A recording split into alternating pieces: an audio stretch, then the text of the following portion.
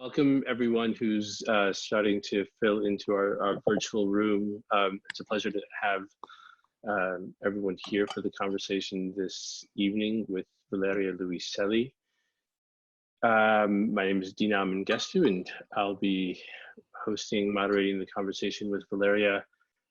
If you haven't joined us before and this is your first time, the format of the evening is a little bit different tonight. We're going to start with a very brief reading from Valeria's most recent novel, Lost Children Archive, and then that'll move into a conversation, and we really hope everyone will join us for that. Please feel free to send in questions either through the chat function or through the Q&A, and I'll make sure to incorporate your questions into the conversation throughout the process. So please don't feel like you have to wait until the end of the discussion in order to join us. Please start filtering and sending your questions through as they come to mind, and we'd love to hear from you, and we'd love for you to join this conversation. After Valeria reads briefly from Lost Children Archive, we'll move into the second part of the conversation, which will include a new and sort of really special project that Valeria has been working on. If you have headphones, now would be a really great time to use them, because we'll also be playing audio from a recent event that Valeria did at the Fisher Center with Leo Heidblum.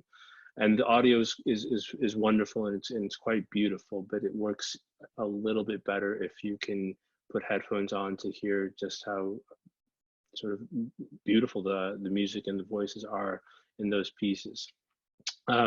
So having said all that, Valeria, would you like to introduce yourself and start with the reading?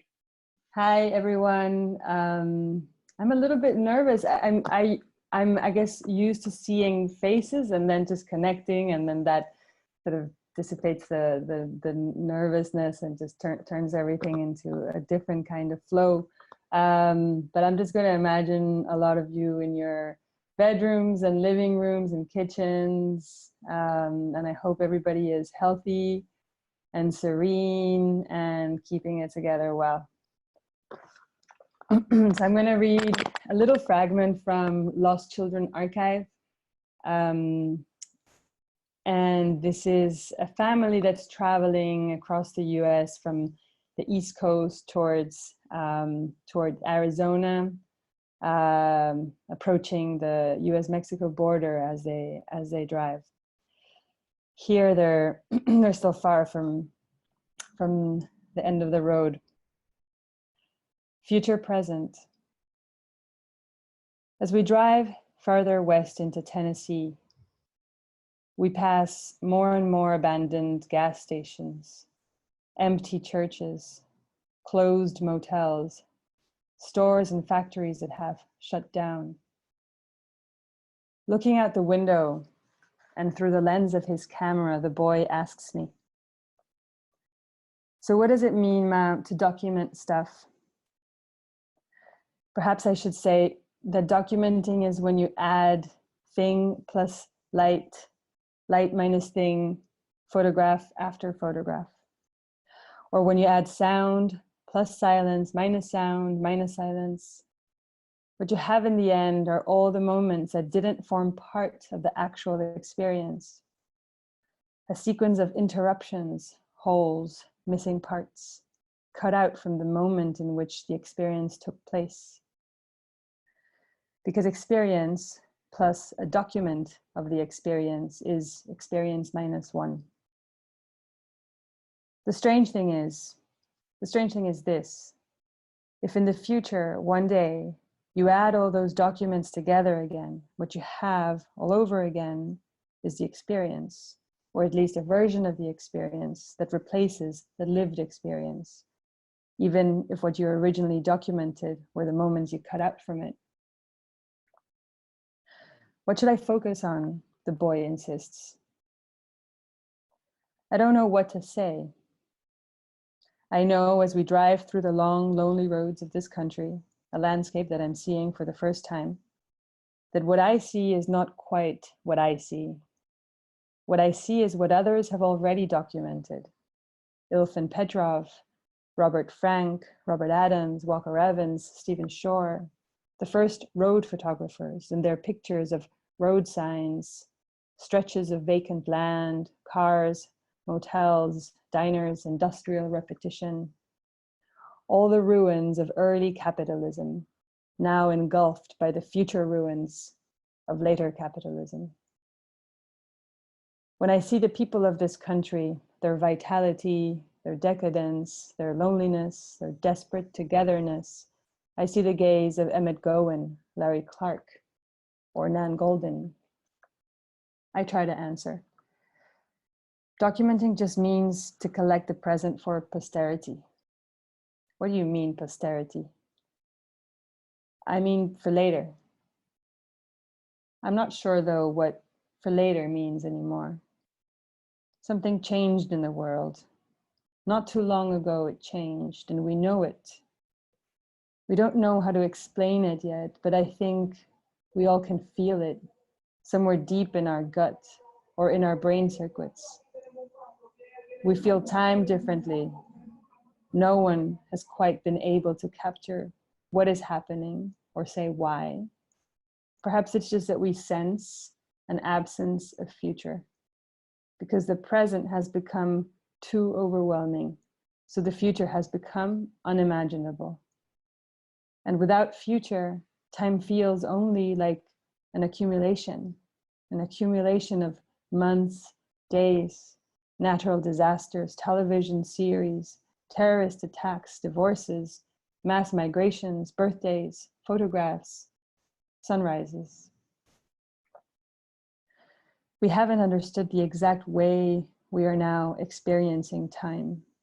And maybe the boy's frustration at not knowing what to take a picture of or how to frame and focus the things he sees as we all sit inside the car driving across this strange, beautiful, dark country is simply a sign of how our ways of documenting the world have fallen short.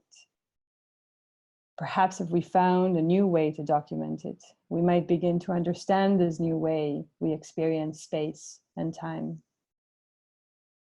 Novels and movies don't quite capture it. Journalism doesn't. Photography, dance, painting, and theater don't. Molecular biology and quantum physics certainly don't either.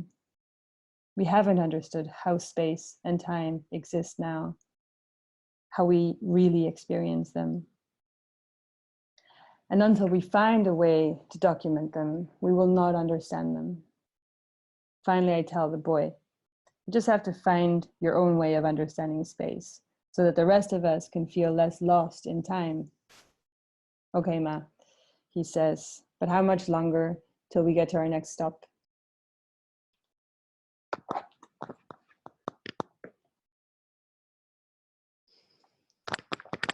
You have some soundscapes of the neighborhood too. I think you're muted, Dino.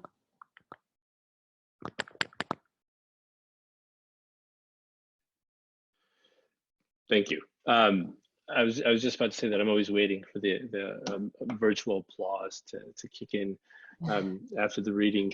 But if I were, there's so many different things kind of at play in this in this particular reading and in this very particular moment that I think talks not only about what this particular novel is, but also just about the way you've evolved as a writer and as an artist. And so I wanted to maybe start with just the question that the little boy asks his mother. So what does it mean, Ma, to document? And almost ask if that question could it almost sort of be rephrased or reformulated as what does it mean to tell a story? And how do we tell stories? Because in the paragraph that follows, there's a sense in which the mother seems to be saying that, the traditional means of narration or the tools that we have to tell stories always kind of inherently notes an absence, that we document narratives and we document experiences, but the moment we begin to actually document, it's not the experience itself that we end up with, right? But rather the thing that's actually missing. So our documents are actually narratives of absences rather than things that we've actually lived. So I'm wondering how that idea is sort of, one, if that's sort of true in terms of how you view your own narrative and your own writing process, and two, then how do we begin to kind of find our way through that? How do we begin to tell stories that do more than just record absences? Well, I mean, I see it that way too, that you're somehow recording an absence because you have to extract yourself from the instant when you document it, right? You have to place yourself in that liminal space that the observer occupies when he or she or they are looking at something with the particular desire to document what is in front of them. And so there's this extraction of oneself from the moment, right? But paradoxically, I think when one is documenting, be it through a camera or a notebook or a microphone and a sound recorder, one is also somehow more attentive to what is in front, what you have in front of you. I, for example, would not consider myself an artist. I'm a writer, period. But I do use other ways of documenting in my work in progress because I think that it helps me observe in different ways and observe more attentively. So every time when I'm beginning a project, I take a lot of Polaroid pictures, for example. And the reason I like the Polaroid, the reason I started using Polaroid camera is very different to the reason why I like using it now. But I like using it now because, well, Polaroid film is so expensive that you can't fuck it up, right? Every little square costs a bunch of money. So like you have to really think about what you are taking. You can't just thoughtlessly shoot pictures the way I do when I take pictures with my phone. So just knowing that impression has to be really one that I thought about well. And also when a Polaroid picture comes out of the kind of camera that I have, if the light hits it, it's ruined. So there's a whole sort of mechanical and physical procedure to documenting through a Polaroid camera, right? So I believe that places me, at least, in a space of observation that is kind of de-accelerated, you know? And I really have to lower down the volume of life and the velocity of life in order to be in a place where I can produce any work that I find slightly meaningful. And then the second part of your question, sort of how do we find ways of documenting that are not really an absence and that actually do not only reflect our experience of time and space right now, but that also help us understand what time and space is right now, and especially, I guess, time, and space, especially space in COVID. And I don't know the answer. I don't know, but I do know that working collectively and collaboratively with people in other disciplines and trying to understand how our different disciplines may enter into conversation or into a productive, fertile tension, or simply think together about the same subject is a way to begin rethinking the way we even understand our own disciplines, right? I think I've been working a lot with sound artists and musicians for the piece that I'm working on now, and I've had to completely rethink about the way that I write, even just in terms of lengths of sentences and metrics and the relationship between paragraphs. I have to rethink everything. There's a question from Diane. She asks, I had the same sort of thought as well, especially with the mathematical part of that second paragraph, where she asks, is the paradox of documenting like the Heisenberg uncertainty principle? Mm-hmm. That once you see the thing, it's already moved. Yeah, and then what to see is to affect it. Right. Yeah, because you're hitting something with light particles, right? And then as soon as you hit them, they've moved somewhere else. I think so. I mean, both philosophically and in terms of quantum physics, of very little I understand of it. I think it is very much like that. There's another way to think about it, and it's Arlette Fargue, whom I quote at the beginning of the book, and who has thought a lot about the archive, says that the archive presupposes an archivist, a hand that collects and classifies. So yes, of course, no, our interaction with the material that we are working with is one that leaves all kinds of fingerprints on it. It modifies it, but that's something we cannot help. So I think it's better to work with that than try to work against that. And I'm actually interested in work that or in work in which the process of the creation of that work and the results of it are somehow very integrated, or that the distance between the two things is shortened, so that you can see the fingerprints of the maker. The notion, the word fiction etymologically comes from fingere in Latin, which means to make. One of its acceptions is to make something out of clay. And I love that definition of fiction, because I like to think of fiction as something that, first of all, is never made from nothing. It's just giving shape to what there already is there. And in the process of giving shape, all the sort of accidents and intentions and just the fingerprints of the maker remain on it. I wonder if that also brings in to the idea what you were saying about to sort of participate as the witness of something, right? There's an absence when you begin to extract yourself from that, but to actually document in a way that brings you and keeps you present in it is part of the way of also keeping that fingerprint there, where the gaze isn't sort of subjective or pretends to be. I mean, it doesn't pretend to be objective or Right. removed from the experience, but is actually an integral way through which the experience is sort of translated. Yeah, exactly. There's a question from Brendan Matthews. The passage that Valeria read mentioned that novels, films, molecular biology cannot capture our time.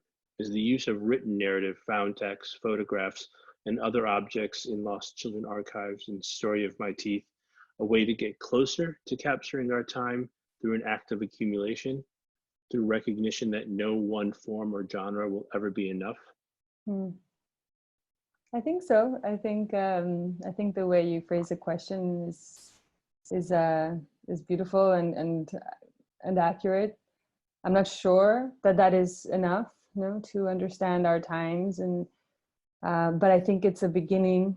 I think that and it's not so much about the accumulation of things as it is about the interaction of those pieces, right? And when you are building, amassing, creating a kind of little archive for the work that you are engaging with,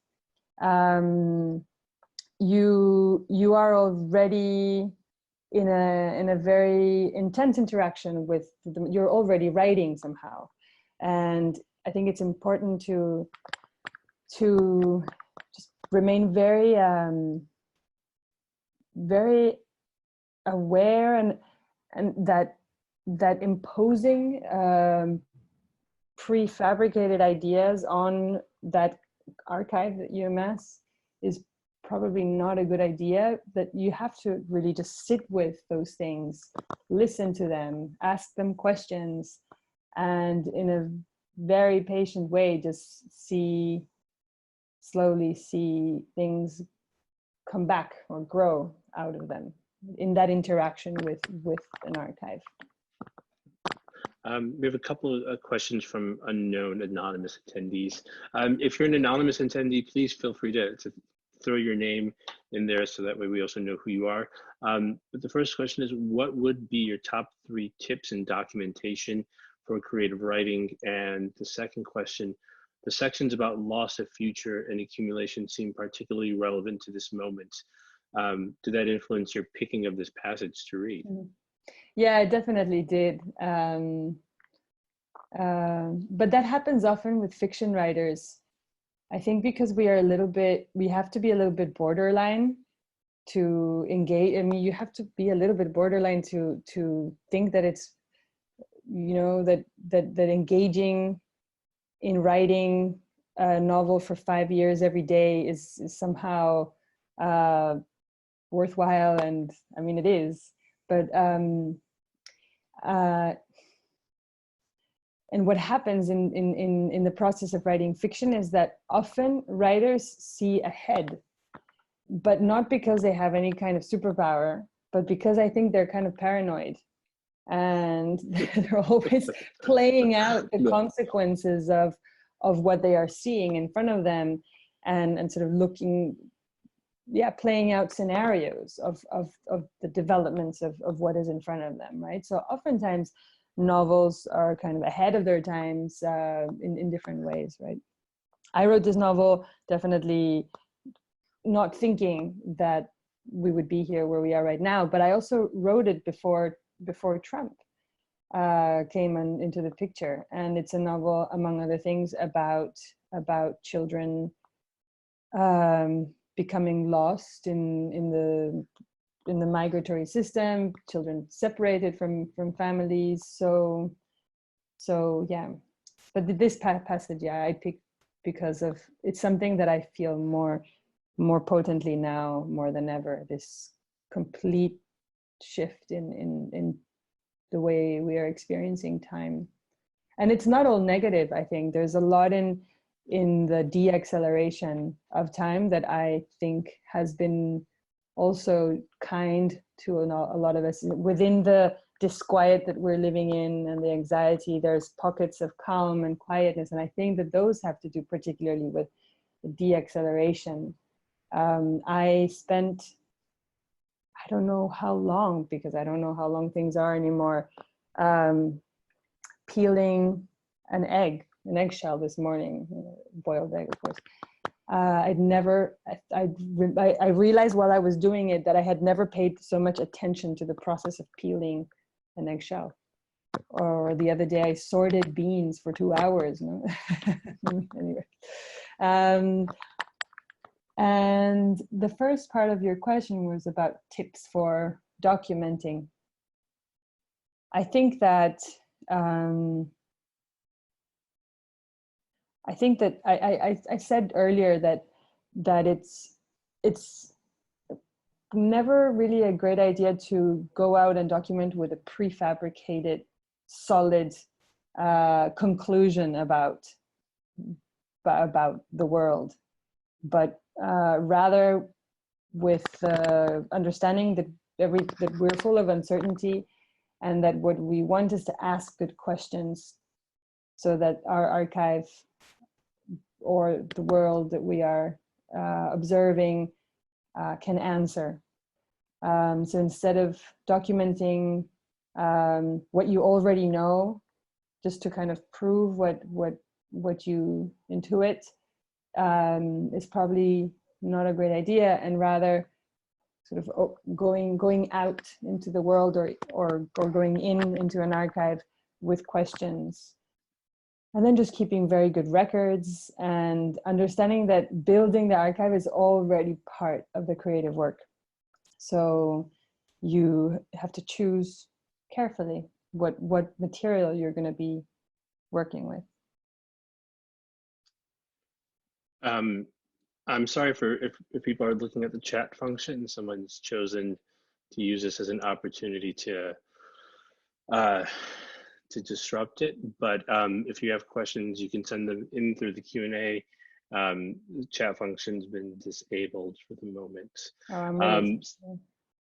So there's a question from Germany, from Lucas. He writes, "Hey, Lucas from Germany. In my opinion, Lost Children Archive gets a lot of its energy from your thought and descriptions of sound more than your earlier novels and books. Was the sound component vital to grasp the overall topic of the book?" Yeah, definitely. I was coming at sound though as someone who knew nothing about sound theory and had never worked with the medium either, except for doing some radio programs when I was invited, but that doesn't really count. So I was coming at it from the space of not knowing absolutely anything, but being very interested in the medium. So I read a lot about it, everything from like theory of acoustomology. There's this really great thinker, writer called Stephen Feld, whose work was really important to me. And then the project, the World Soundscape Project, that I talk about also in the novel.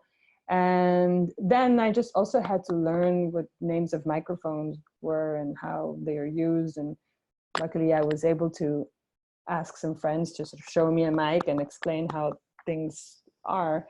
But that always happens right now, as you know, as a writer, as a fiction writer, one becomes like a theoretical specialist in many things that really often don't matter at all. Like I now I've forgotten a lot, but I knew at some point all about parts of trains, the different parts that compose a train, because I needed the vocabulary. So yeah, we become experts in a lot of useless things, not sound. I think sound, knowing more about sound has not been useless, I think.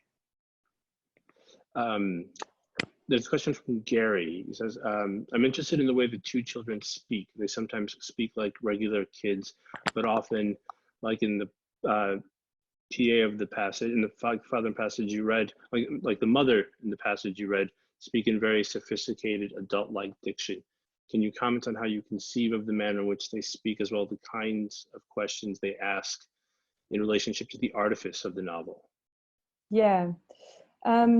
I would never think about generic kids when I write kids, because I don't know what a generic abstract 10-year-old might be like, but I do listen to kids a lot because of my work, because of my place in my family. And in the process of writing a novel, I take note of things that the kids around me say all the time.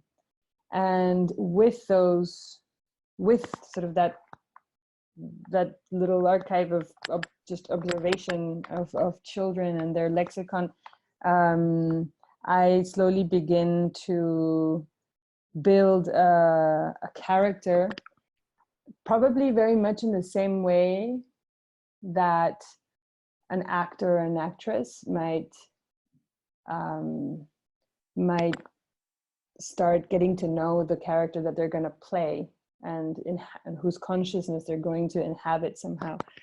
And I think that it takes me a lot of time to reach that place in which I know that kid whose voice I'm going to write in.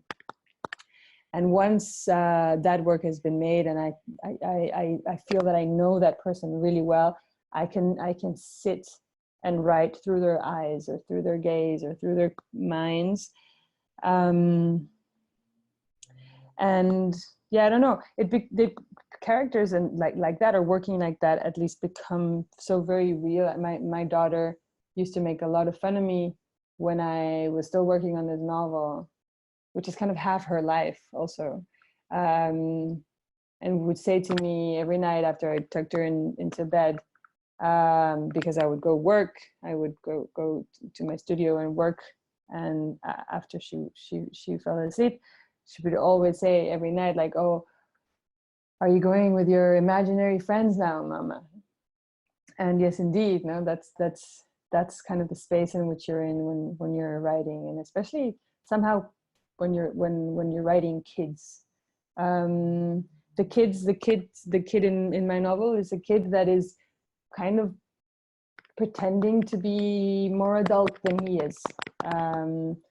And that's why I'm interested in sort of that age group. No, he's not a 5-year-old that speaks like in a more childish and more, perhaps also more imaginative way, but he's still a child, but he's pretending to be an adult, right? So he uses and sometimes misuses words, and he's in that gray area of transition from childhood into adolescence, which I find a very interesting one to explore.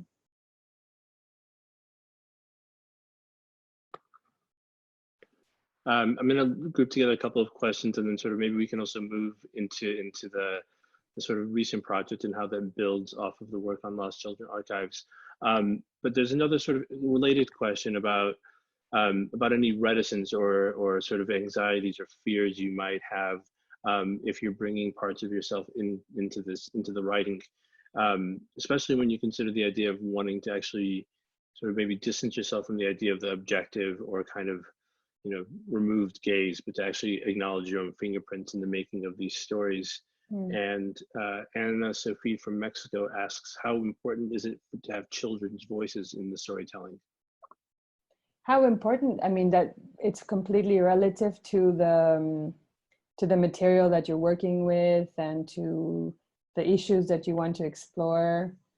It's always, I think, a combination of the material that you're working with and the questions that drive you, what determine the overall architecture of a piece of writing.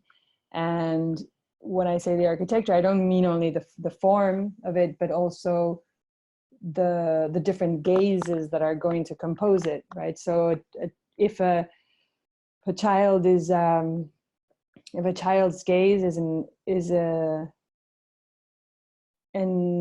necessary part of that world that you want to explore, then of course the voice has to be there. And this novel for me in particular relied absolutely on the voices of children, because it is a novel about intergenerational storytelling and how we pass on a version of the world to the younger generation, and that younger generation hears it, maybe shuffles it around, articulates it, and gives it back to us, perhaps with much more lucidity than what we have. So children's voices were very important. And then the question about sort of fear or hesitation about putting oneself there, I don't see my work at all as autofiction, because I'm not really, I don't see, it feels like a bit of a dead-end street to me to think of literature, or at least to think of my work that way.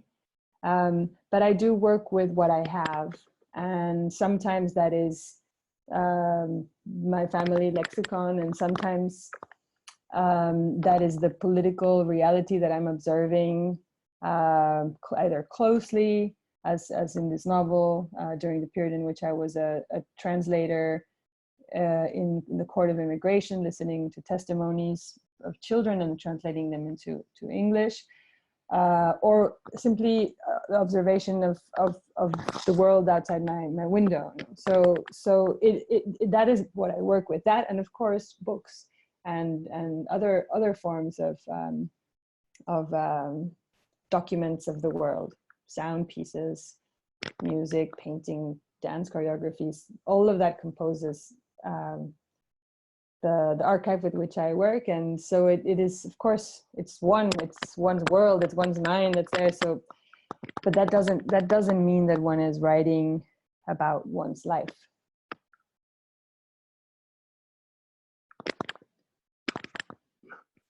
I was saying that seems like a great way to maybe move into some of these newer projects that you've been developing, because it seems like there's you know, kind of this, if you're talking about the way you bring in the different materials of your life and you fold them into your work, you know, from tell me how it ends, story in 40 questions, right, that's you sort of taking the material from those interviews and creating this story, and Lost Children Archives being this incredible compilation of these different texts and experiences and narratives that you've assembled.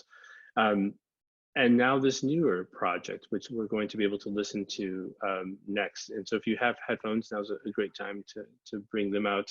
But it's almost like, you know, those at the end of the section you just read, the narrator describes, you know, needing new forms of storytelling in order to perhaps attend to the current realities we're living in.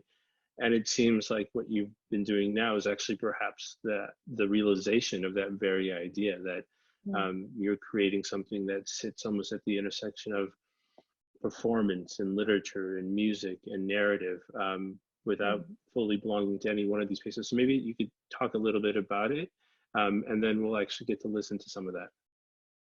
I think I'm always so scared of finishing a book because of the horror vacui, the feeling that once you finished writing a book, there's just emptiness, and then you don't know what you're going to do in your lives without that. No? And so I think I've always tricked myself into planting in the books that I'm finishing the seed for the next project. It's like, oh, this is where I want to go now. And so yes, somehow the seed of this project that you're talking about, Dinao, which doesn't have a final title yet. It's been called several things in my work in progress. Right now, the latest title of it is Echoes from the Borderlands. And the piece that we're going to listen to is called Saguaro Elegy.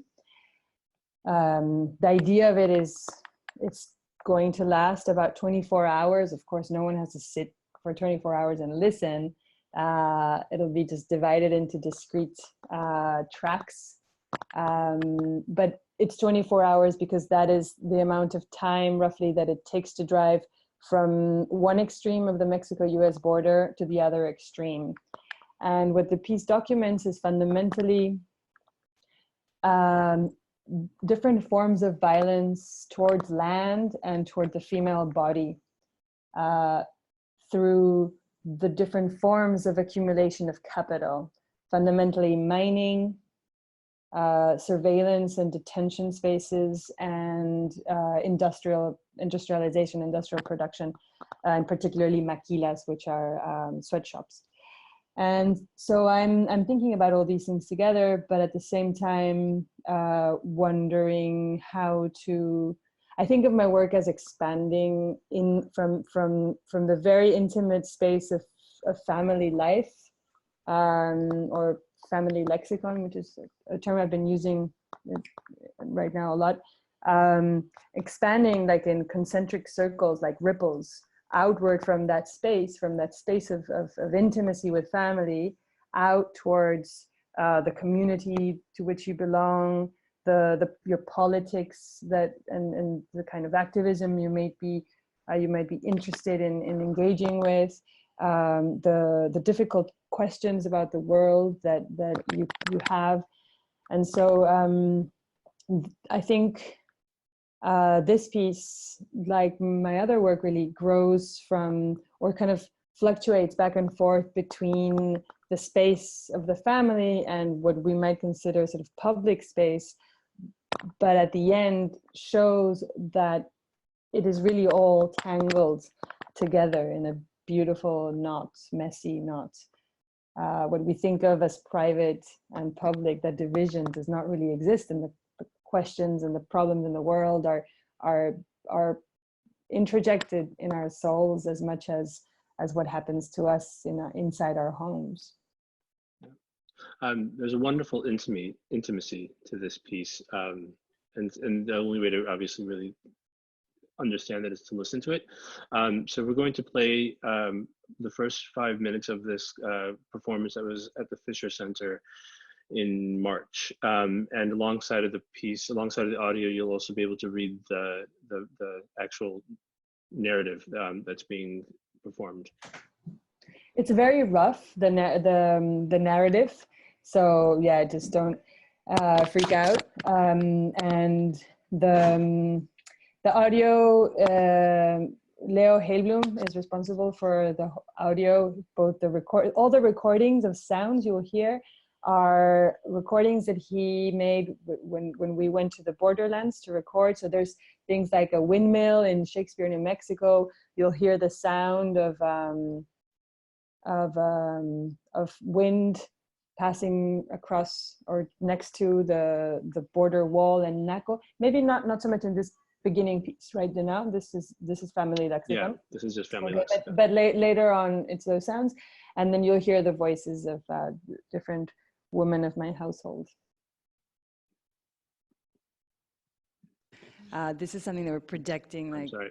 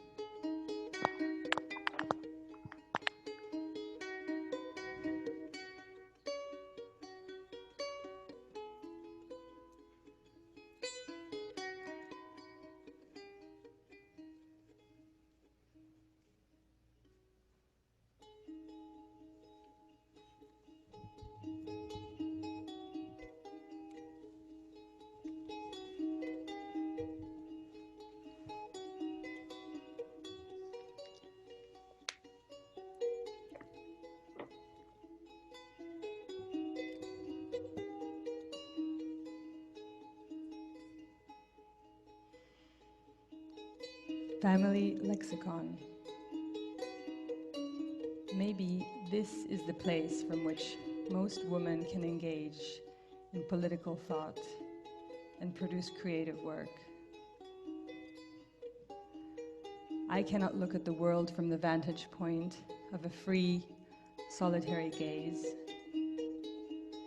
That would be mere literary artifact.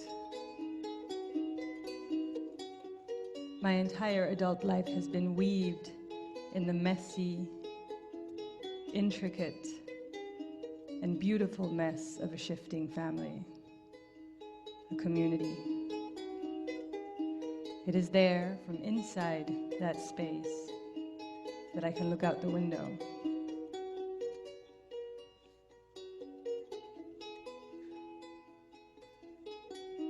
But still, when you look out the window, you're just you looking out the window, like in the morning when I walk into your room and you're just sitting around there alone with your cafecito looking out the window.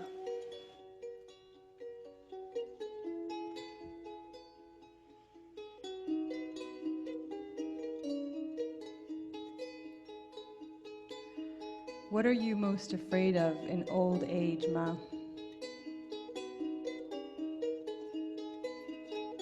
Perder la mente.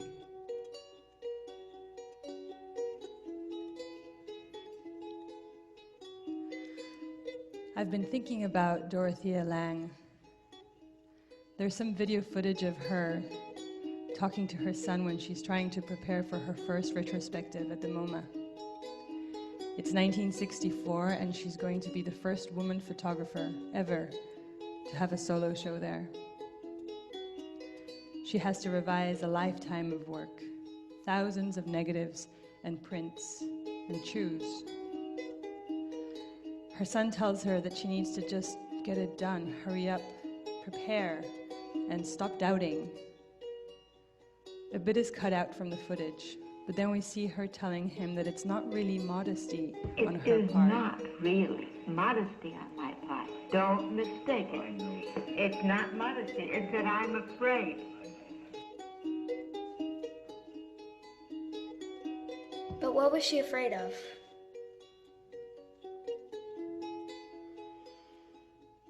I don't think she was afraid of anything in particular. Maybe not getting it right, not going deep enough. I'm not sure. Well, I don't know what I'm afraid of. Maybe as you grow older, you will know. I'm afraid of my relationship failing, afraid of not being able to protect the little ones, afraid of losing touch with myself. I'm afraid of not being congruent.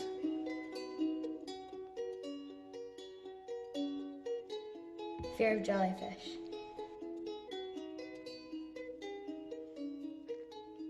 Fear of not meeting my own expectations. Perder claridad.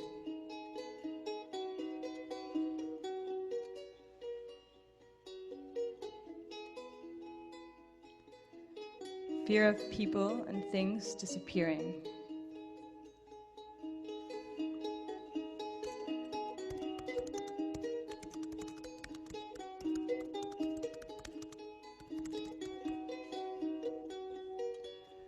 This is a story of the missing.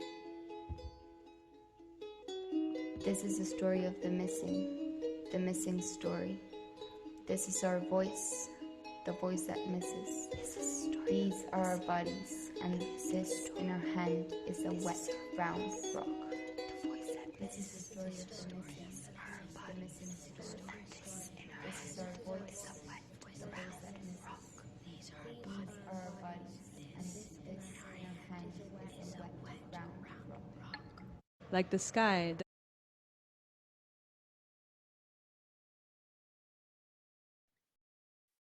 We're muted. There's so many things that I think can sort of be unpacked. Perhaps maybe the way to sort of start is maybe just to sort of linger in, sort of return to that idea of the missing. And one of the sort of titles of this piece was also the missing stories. And the idea of missing is even present in that earlier fragment from Lost Children Archives. So I guess if you can sort of just go into that a little bit about what you think actually sort of is missing and what it means to try to document the stories that are missing, and can they be documented? And can they be documented through the normal means, or is it, you know, how do you not sort of compound the absence even?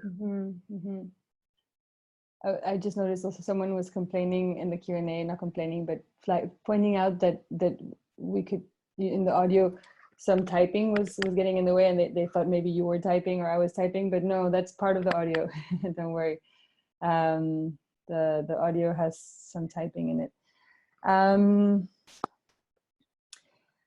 It's a question that I thought about a lot, always, and with this project particularly. What stories are missing and how to tell the missing stories. And the original motivation for beginning this journey, this particular piece of work or sound piece, came out of several different trips I've made to the borderlands. One, for example, in which I went to Tombstone and had to witness those horrible reenactments where mostly older men dress as 19th century cowboys and shoot at each other. And in that representation of the frontier myth and a lot of the foundational myths that are part of the collective imagination of this country, there are always people with what are called in the USA minority groups that are just vanished from the narrative or thought of in that collective imagination as foreign presences. Hispanics are seen, for example, as a kind of foreign presence, even though they've been part of the US even before the US became the country that it is. The Black population of America, the same thing.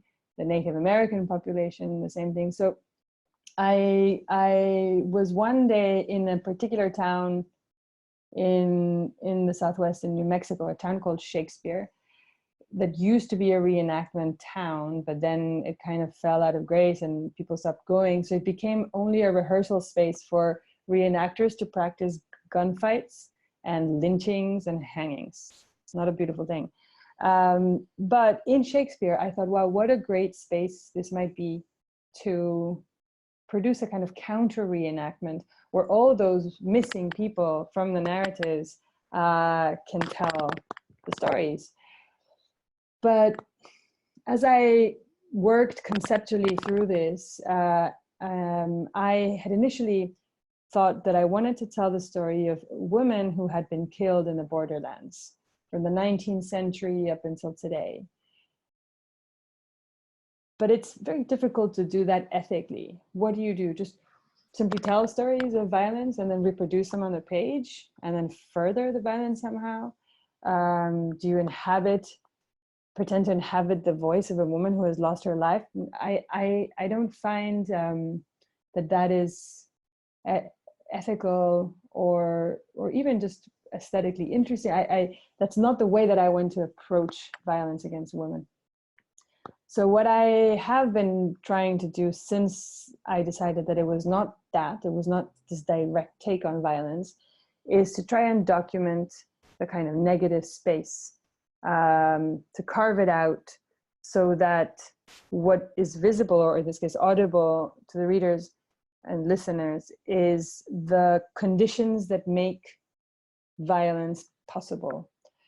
And so what this piece will be documenting is a history of these different forms of accumulation of capital, a history of mining, a history of the construction of the border wall, a history of material history of copper in the borderlands, of the use of copper and copper mining, a history of surveillance, while at the same time trying to accumulate stories of women that speak about not death but life, and in doing so are somehow able to make visible the violence, but without merely just reproducing it.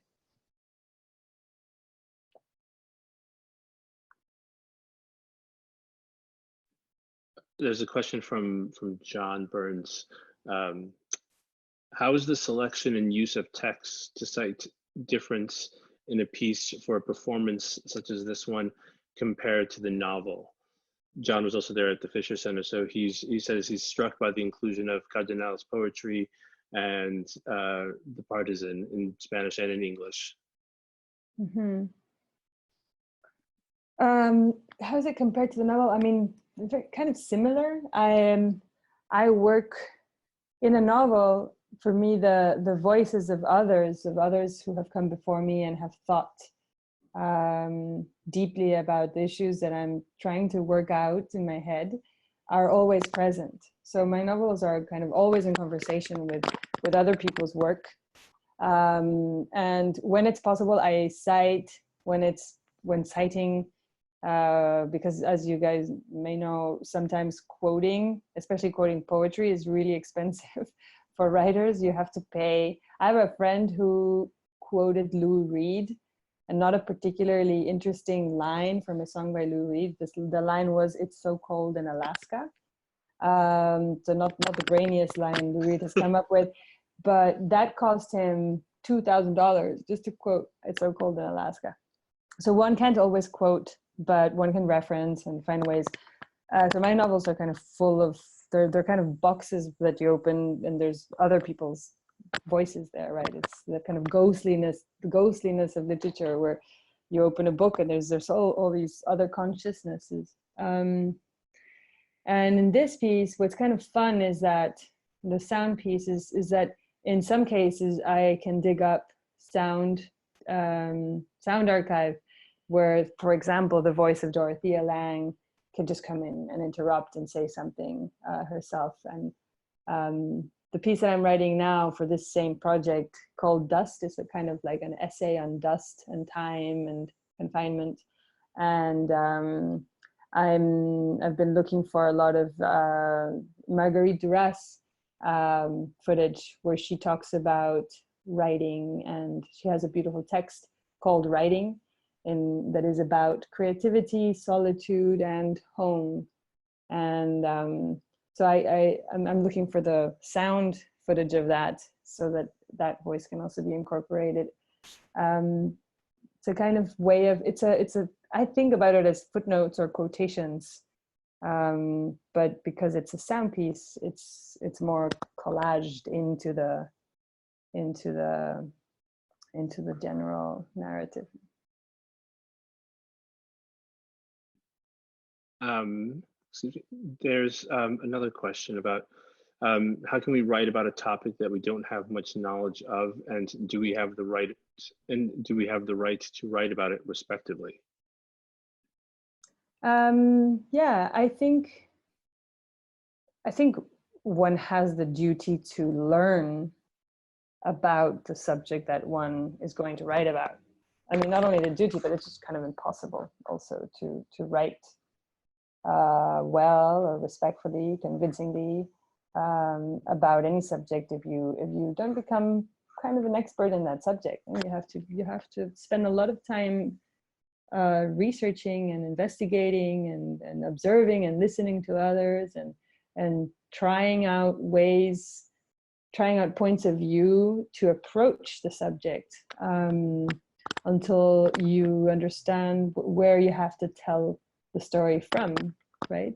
So I would never, for example, I thought a lot about that when I was writing Lost Children Archive, try to situate a narrator in the mind of a boy or a girl who is in the process of migrating.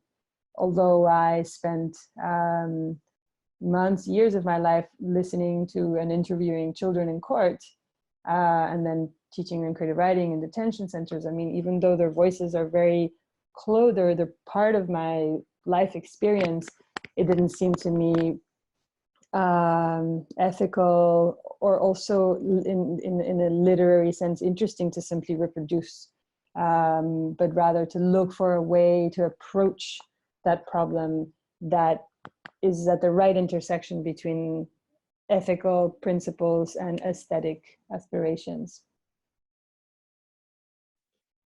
I want to go back to something that you noted earlier, and about wanting to sort of be able to maybe note sort of these histories and legacies of violence, while at the same time not participating in them and not actually reenacting and reproducing them, which is oftentimes, I think, might seem like the most natural thing when you note that there's a missing narrative, that what we want to do almost inherently is actually document that missing.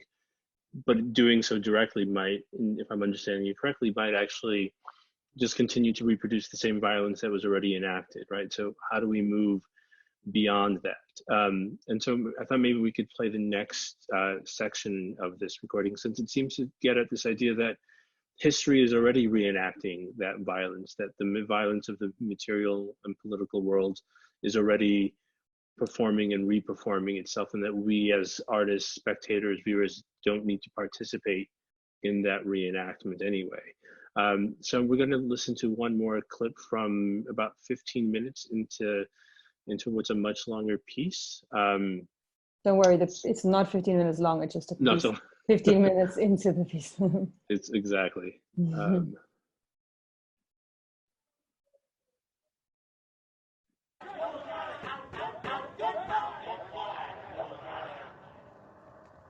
Just after the Second World War, by order of President Harry S. Truman, 5.8 miles of chain link fence, 10 feet high, woven of number 6 wire, were dug up from the deserts where Japanese Americans had been imprisoned, and the wires were driven to the border, where they were strung between Calexico and Mexicali y Calexico.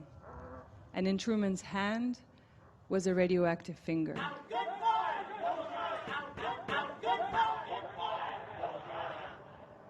Then in the year 1990, George Herbert Walker Bush approved 14 miles, parting the sprawl of San Diego and Tijuana in two.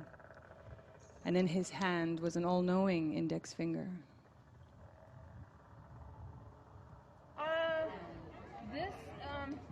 It's a little bit different here because we do have the military here.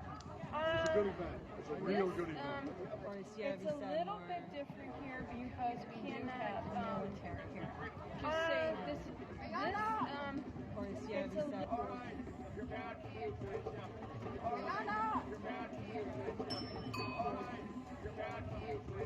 And then there's some friends I have, I don't know their political. Yeah, because we never talk.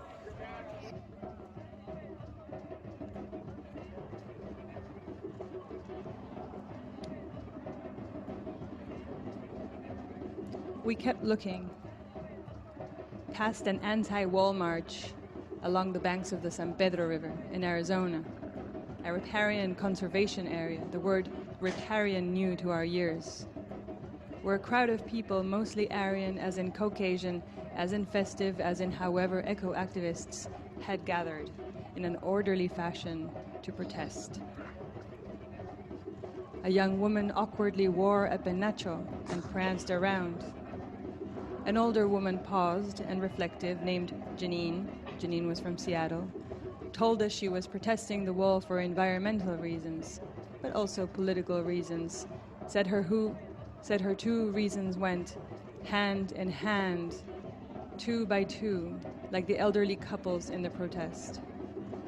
Though there were also some lonesome photographers, men sitting on folding chairs, probable academics, a dog, and even a stray Canadian, friendly and freckled. But there was not a single angel as far as we could tell.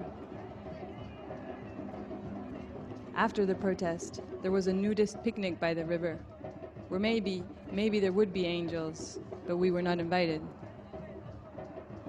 Can I ask my question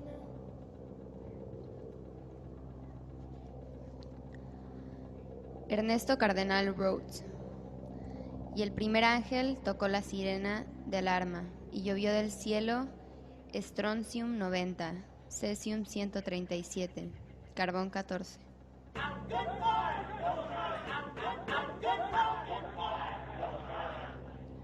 William Jefferson Blythe III Clinton, Bill, signed Operation Gatekeeper, Operation Hold the Line, and also Operation Safeguard in California, Texas, and Arizona, respectively.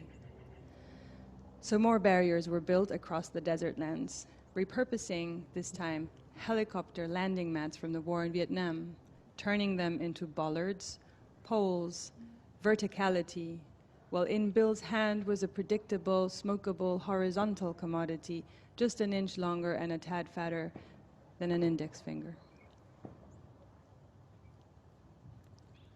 Quit bothering with angels, I say, Natalie Diaz said.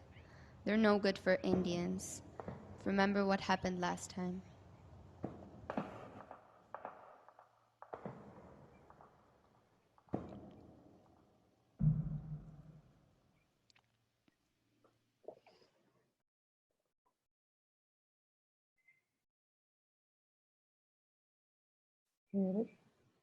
There we go.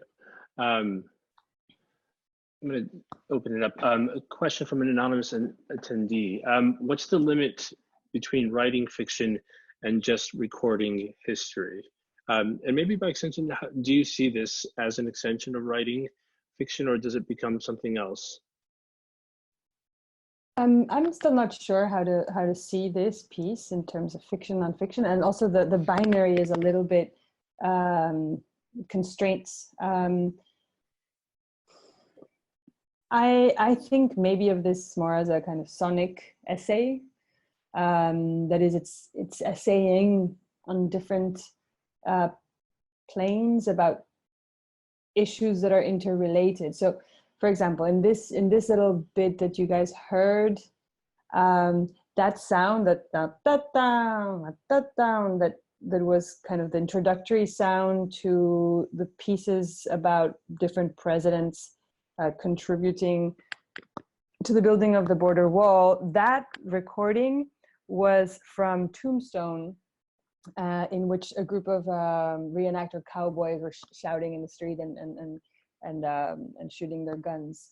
So the way we thought about it was sort of linking the reenactment of this kind of cowboy violence to the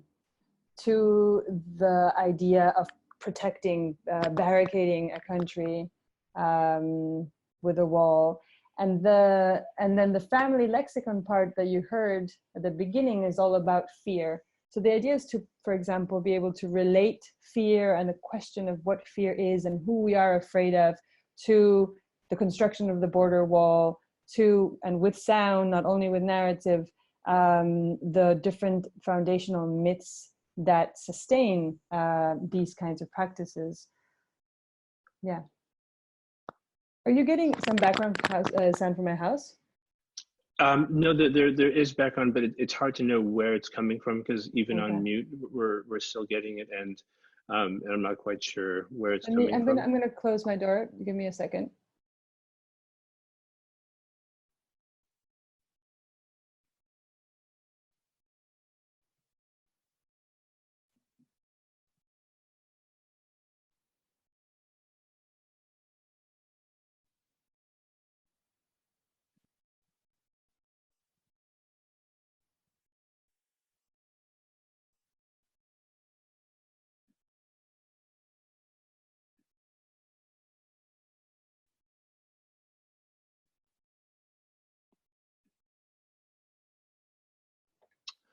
Okay, I would you've noted this before a couple of times already, that the idea of the family lexicon, and it's how this piece opens itself up. And I wonder if you could talk a little bit about how important it was, not only to kind of establish that, but what it also means, because it implicates, it seems, you as both the sort of, as the author, as the archivist, as the sort of, as one of the presents. It's not necessarily the present, because there's something very collaborative in this piece, something that's different from a novel that just has an author. This piece has something else, something that's not sort of, it can't be singularly identified. There's you, there's Leo, there's also members of your family. So what does it mean for you to then to kind of actually kind of break open not only the borders of what we think of as being narrative, but even the borders of sort of authorship, and to actually fold, you know, and as a part of yourself into the story in this sort of very vulnerable way, and even to physically bring yourself to the border. It seems like there's a type of exposure that's happening inside of this piece that's, and then maybe that's what I meant by intimate, that's different than, let's say, the artifact, the novel as an artifact. Yeah, it does feel like it has to be written from a place of vulnerability. And you asked first about family lexicon and sort of the language of the family, and I think a lot about that, and I think that that's has been an important component of my work, and is definitely an important component of this one, because it is, I think, within the space of family that we create the narratives by which we live, right? It's in the conversation of in our everyday life with our partners and children and nieces and mothers and fathers that we articulate a narrative through which we relate to the world, right? So it is important for me to think of that nucleus as the starting point for observation, and then sort of making it porous to the world, right? Because one is not isolated. Even in this period of isolation, our beings are porous. We are affected by the world, and we affect the world as well. So there has to be, I think, an understanding of that vulnerability and that porosity. I don't know if that word exists, in order to, yeah, I think to explore things more honestly, and it's not always easy. It's never easy. Because it's strangely, actually, you know, deeply, without making it sort of seem trite, but almost, there's a lot of sort of embedded, or at least for me, there's sort of an embedded hope inside of this, right? Even as you're kind of aware and making sure that we can sort of see the connective tissue between, you know, the barbed wire used in the interpretive Japanese to the same, you know, material used to create these border fences, that history has an almost cyclical and, you know, sort of teleological way of recreating and sort of going over the same violent things, that nonetheless there actually might be, you know, a sort of way to kind of break through or break out of that. And the rupture comes from inside of this really internal and intimate space, comes from the way in which we, as not only individuals, but we as sort of small collective units, participate in the sort of telling of stories, right? That we sort of open ourselves up and that might become a way in which, you know, we sort of disrupt a very violent, dominant narrative. Yeah. I just want to, can I read something that I copied down yesterday? Because when you were saying this, let me see if I find it quickly. I was listening to this great conference yesterday that I recommend everyone to listen to. It was recorded, and it was, let me see if I find it. It was recorded so you can access it. It was organized by the Barnard Research on Women Center for Research. I forgot the exact combination of words, but it was a panel about Insight, the group Insight, or the initiative, and it was centered around the notion and the activities around abolitionist feminism, which is sort of the idea that we need to end all forms of violence and build a society where no forms of violence are possible, and that includes the violence of the state, so policing and incarceration and deportation and exile. So they were talking about that, and at the end of the conference, Angela Davis gave a sort of wrapping up thoughts and keynote, and I copied that down with kind of bad writing. So if I get stuck, I'm sorry for my own writing.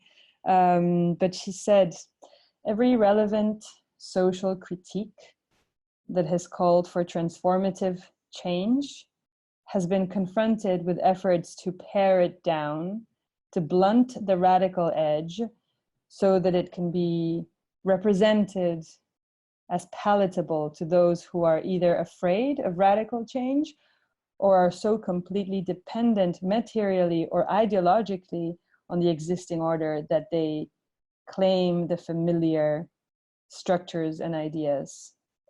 So that which demands change is confronted with strategies that appear to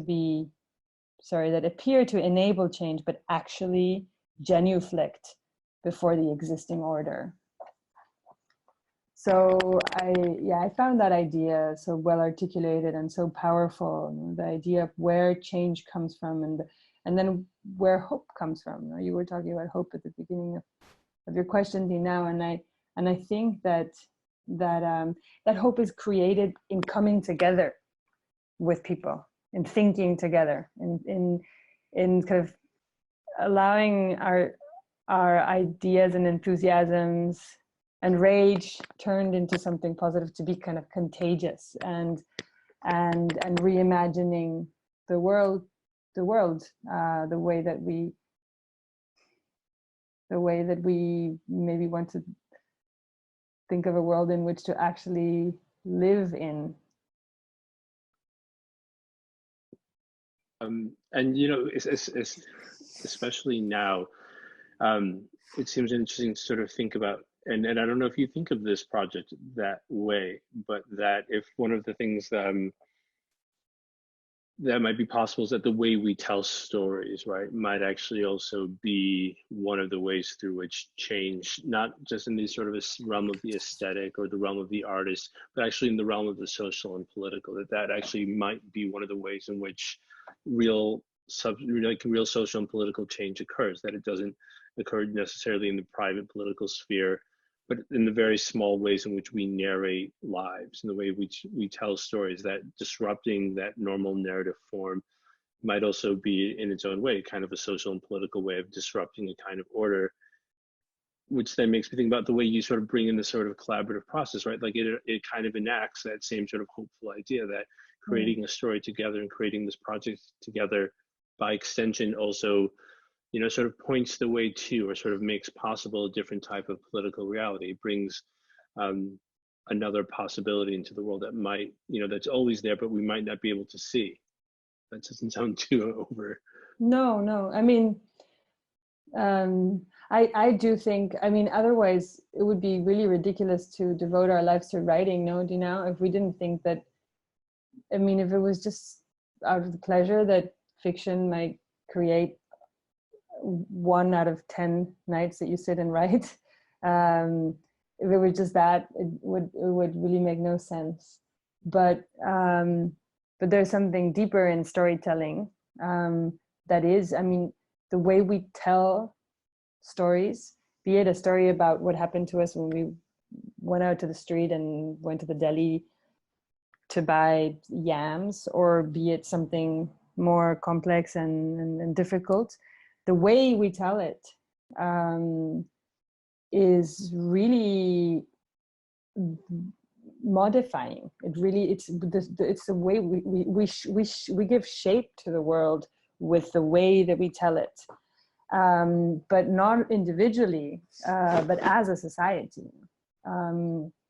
So if consistently as a society we are being vigilant of language, but not in a way that's policing, vigilant but constantly creative of with the language that we use, the words that we choose. For example, yesterday Angela Davis was about to use the word lockdown to talk about the situation in which we are, because that's the word that is being used in many different spaces, that this is a lockdown. She said, no, this is not a lockdown.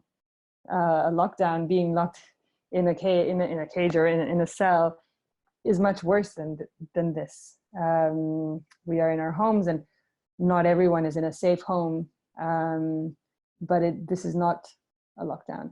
So being vigilant of the words we use, but also creative with the way we tell the story, changes the way we see the world, therefore our experience of our lives and the lives of others.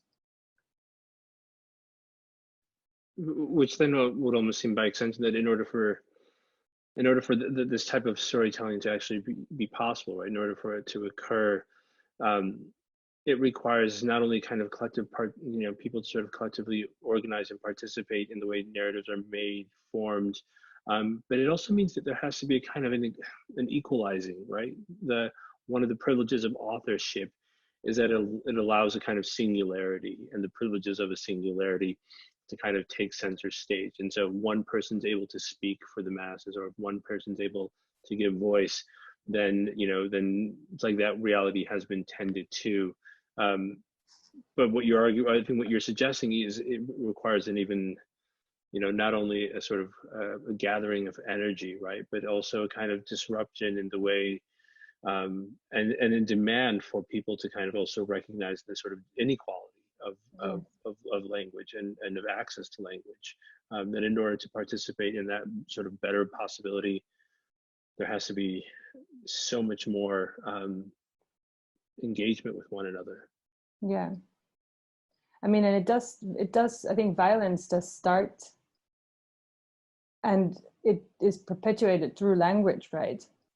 I mean, a very simple example that we've talked about before, Dina, is the term illegal to refer to undocumented people that don't have a visa or a passport, and being called illegals. That's, first of all, it's nonsense. No one can be illegal. You can do something illegal, but being illegal doesn't make sense. But enough people saying that enough times about a community changes completely the way that community is perceived from the outside by others, but also the way that community perceives itself and its sense of place and its sense of belonging. And it's psychologically profoundly damaging to be considered illegal, and to introject that vision of yourself and measure yourself with that same ruler, so to speak. We're almost wrapping up, so if anyone has any more questions, now is definitely the time to send them in.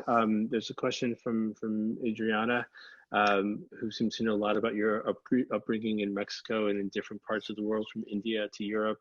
And she wants to know, how did that upbringing shape your own narrative? It's hard to say, because the fish really doesn't see the water, no? So I don't know exactly how I'd see the world had that not been my experience of it. But I do think that, like, the constant sense of not belonging, or the constant sense of impermanence in my early childhood and through my childhood and adolescence, forced me to find a very solid axis around which to organize my chaotic experience. And that axis, that eje, that axis, was writing. It was only when I started to be able to write more consistently that I started making sense of that chaos. You're muted, Tina.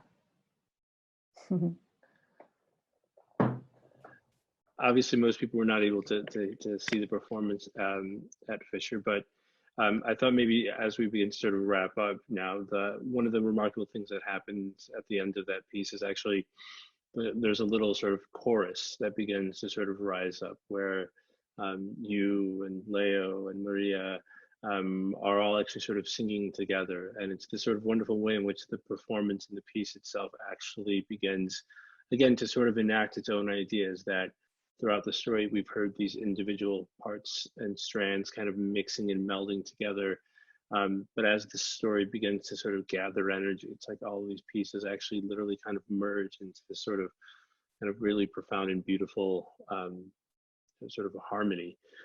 So there's a couple questions that I'll sort of, ask you last, and then I'll play the music as people can, as we say goodbye to everybody. Anne-Sophie wants to write, how do you start writing? Do you make research first? And does an idea come to you, and then you begin to create your stories? No, I wish it were that easy. An idea comes and I start thinking about it, and if it's insistent enough in my mind, I start listening to it as something that maybe is deeper or more urgent, and that I should listen to, because one has many stupid ideas along the way, right? And there's an idea, and then you, like, at the end it was nothing, it was empty. So I think for me it works to just sort of be patient, and once an idea has started to take form or certain shape, then start thinking about the questions around it, and then start reading about it, and then start talking to people, doing sort of different coming at it through different means and in different angles, and the writing happens along the way. I think that really the most important part of the writing happens in that process, and then it's just many more years of or several years at least of erasing things until what is the most meaningful remains. So on that note, I'm gonna play just the last few minutes of this. Please listen to the last parts. Feel free to sing. You're free to sing along with the chorus. No one will hear you. It's okay. Also, the song is an original sung by, what is her name? Anne. She's a French woman who wrote Le Partisan. Then Leonard Cohen took it and made his version, and then with the melody, which is something that Leonard Cohen did often. And then this is a rewriting of The Partisan into Spanish that is, somehow you listen to it and it's a song about current migration. And that was rewritten by Leo, and it's the instrument that you will hear is the same one that was at the beginning of the song, which is a jarana, which is an instrument used mostly in Veracruz, not only, but mostly in Veracruz, and with which son jarocho, a beautiful genre of music, is played. and I'm actually going to begin just before the music starts, because the piece sort of comes full circle with a return to this question of fear, which we unfortunately we didn't get a chance to talk about, and hearing Dorothea Lange. So I'm going to play the last bits of the audio and say thank you to everyone for joining us. We're going to actually continue next week. Next week we'll be in conversation with, I believe, Susan Rogers, and we'll talk about birds and murder and birding, and how don't miss Susan Rogers. Everybody must always listen to Susan Rogers. And then after the following week, Mary Capernegro, and we'll talk about pandemics and Michelangelo and arts all together. Wow. So thank you, everyone. Also, just to say, the person with the beautiful voice in the song that you're going to listen to is not me. That is Maria, my niece, who was with us in the performance.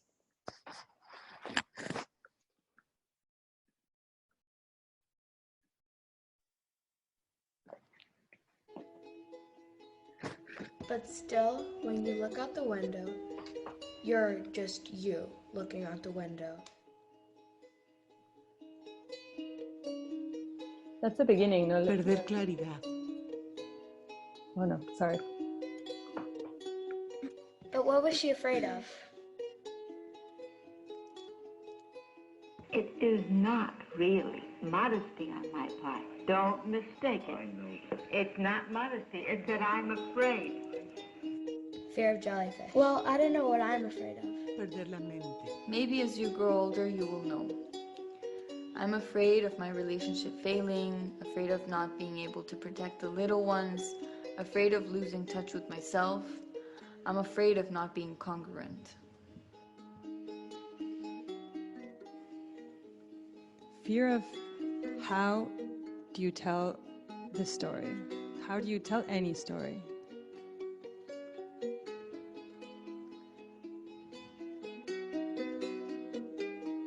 Fear of people and things disappearing.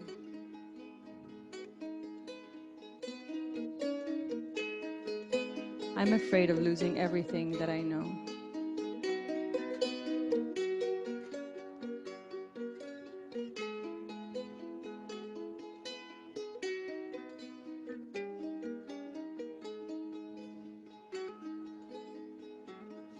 A través de la frontera querían que yo me rindiera, pero no lo haré. Me volveré invisible.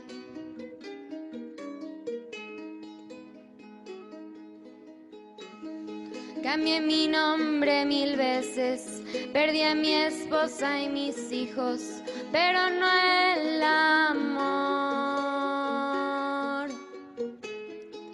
Camino con amigos.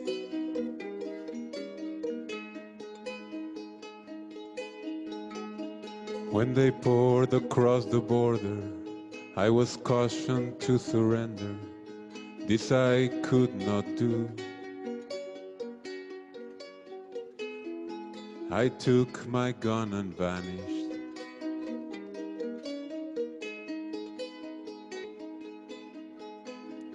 I have changed my name so often. I have lost my wife and children, but I have many friends. And some of them are with me.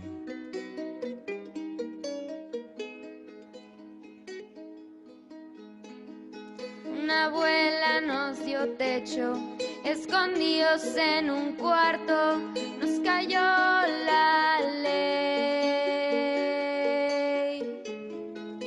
Murió sin decir nada.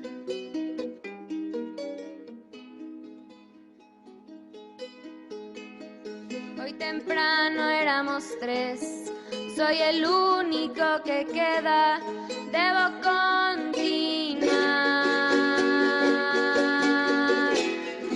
La frontera es mi cárcel.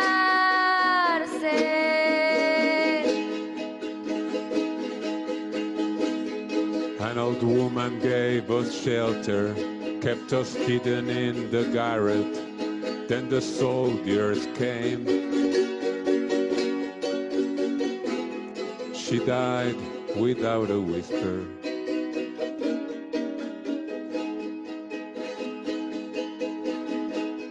There were 3 of us this morning. I'm the only one this evening, but I must go on. The frontiers are my prison.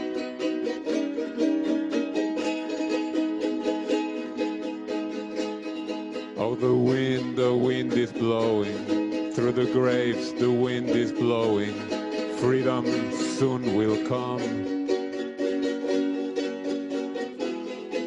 And will come from the shadows.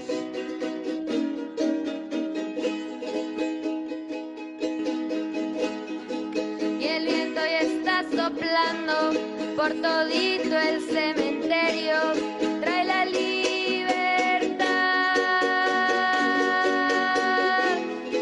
Por sombras volveremos.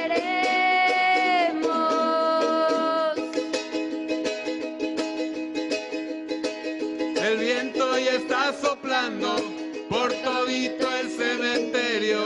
Trae la libertad.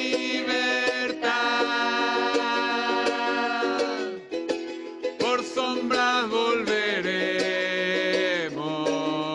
This is the story of the missing story. This is our voice, the voice that misses. These are our bodies, and this in our hand is a wet brown rock. This is the story of color, copper, story of trade. The bursting earth, I am afraid that we dig to death.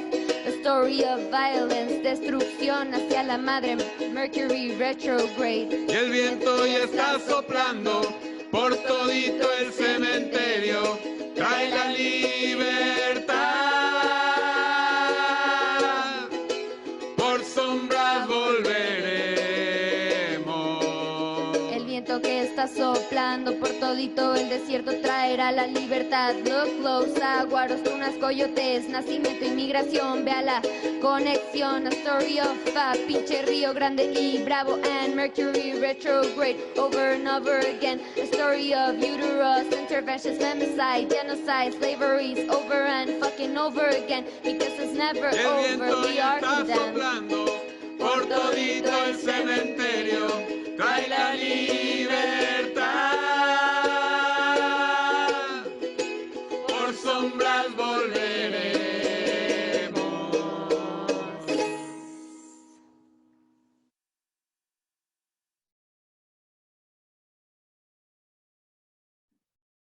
Thank you, Valeria, for joining us. It was wonderful. Thank you, Dino. Thank you, everyone who's out there.